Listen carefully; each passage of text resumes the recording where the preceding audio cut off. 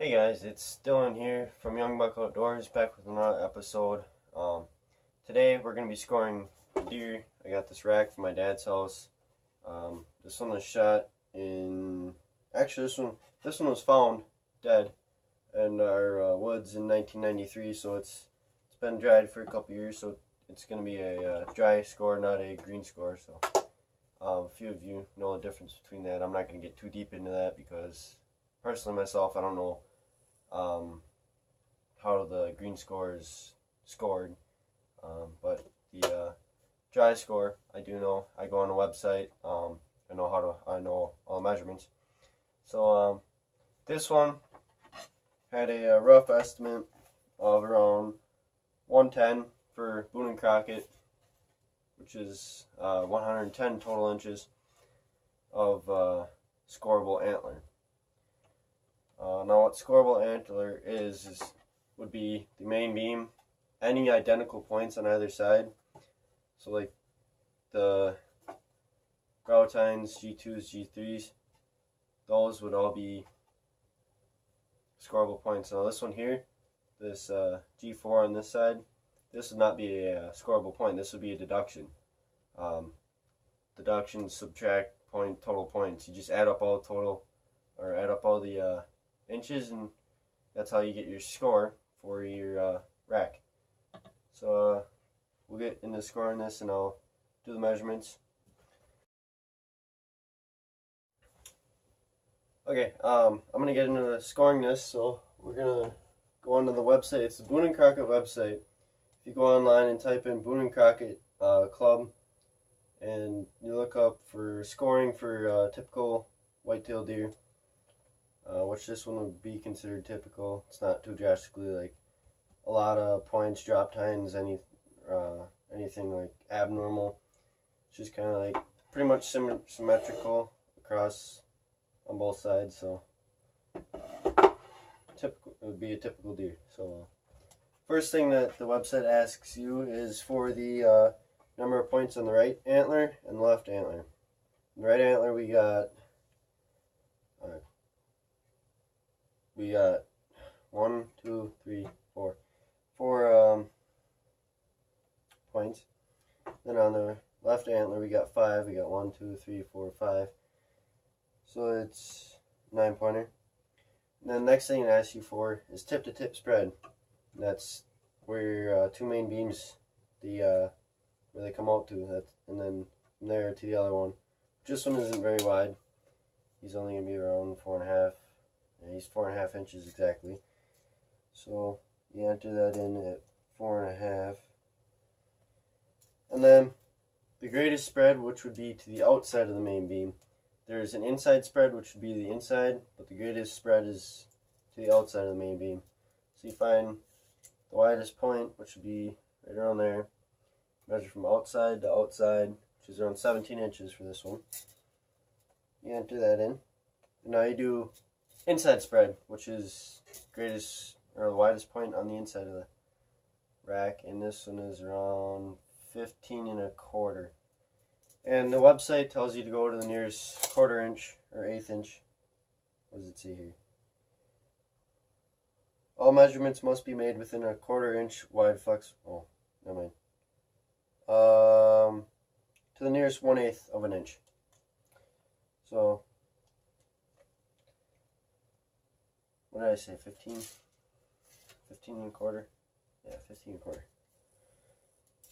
So enter that in.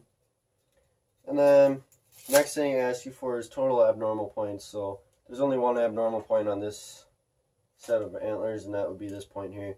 So what you would do is you measure from the tip to about halfway into the main beam.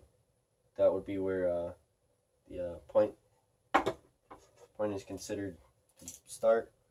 So this one is approximately 2 inches. So that is on the left antler. So put that on the left antler. And then it asks for the length of main beam. I measured it before, so I know what it is. But I'll just show you guys kind of like what you would do. So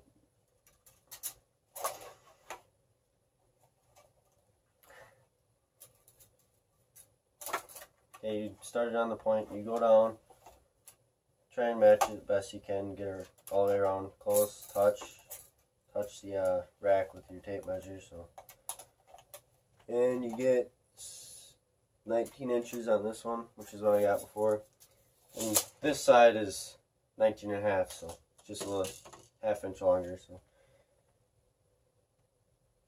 right antler is 19 and a half, and the left antler is 19.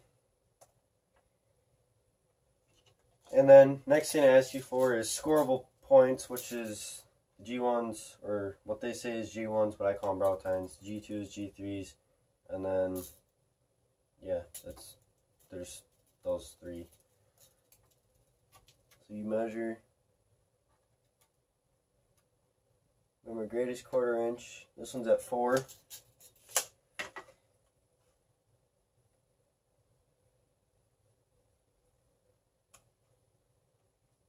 Then G2, which isn't going to be much more than that, 6 1/4.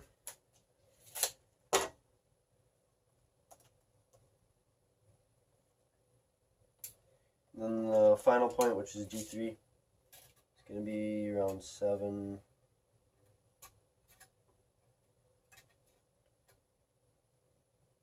6 3/4. So.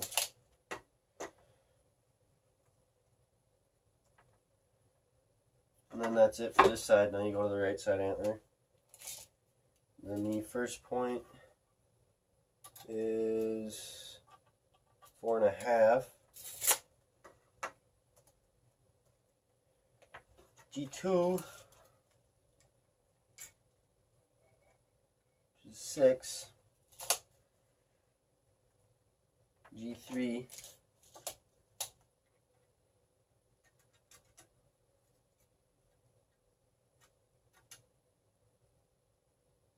7 1/2.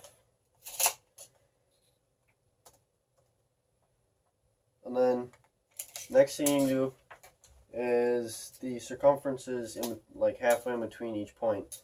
So you would go take your tape measure and then just go around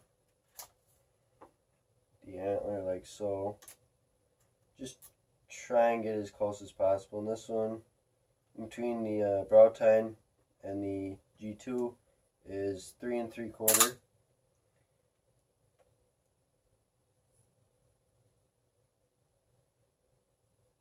I missed one. You go where the base of the antler is, in between that and the first point it says on here, the G1, you would measure, one's 4. 4 on the left. What do we got on the right here? I'm assuming it's about the same, and it is 4. 4 and 4. So.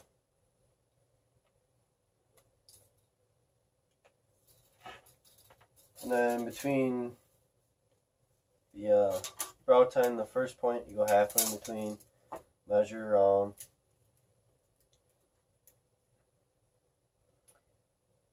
Side's 3 1/2 on the right side. And what was this side again? I forgot. This was also 3 1/2, wasn't it? Yep, 3 1/2.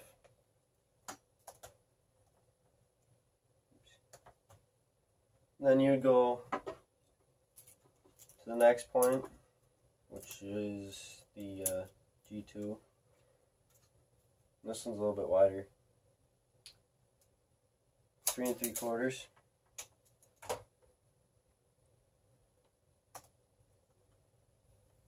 Then you go on to this side.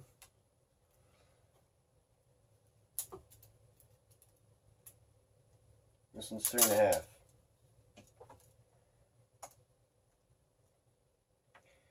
And then the final spot.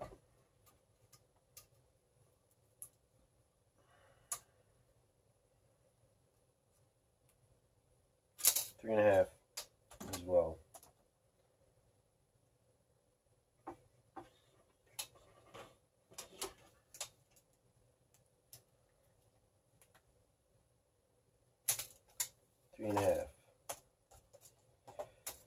Okay, and that's all the measurements you need on the rack. So we won't be needing that anymore.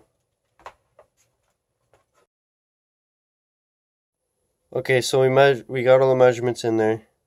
This is what the website looks like. This is the Boone and Crockett website, Boone and Crockett Club. You just go to booneandcrockett.org and then just find the scoring section. It's all up here. And then you scroll through, read all the information, read directions and stuff. And then you enter in all your data. And then this deer here, the final score was 113 6/8. Total deductions was 4 2/8 inches. And the greatest, well, you'll see here all the information. So yeah, that's pretty much it on scoring deer. It's pretty easy, and it gives you like an estimate on how well your deer is compared to like national averages. Here we'll look up the national average for white-tailed deer. National average score for whitetail deer. Average whitetail buck fishing buddy. Let's see what this one says.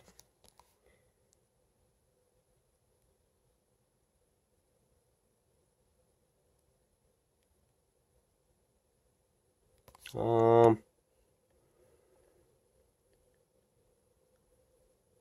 lot of people are saying around 120 to 130, 100. Here's around 100. So I'd probably say, based on bucks that I've seen shot and what other people say, I'm gonna say this is an average deer. It's not real big. It's not real small. It's be a fair buck to take for anyone. I'm sure he's got relatives living today yet, so I hope to see a couple this upcoming deer season, and hopefully I can land a smackdown on them.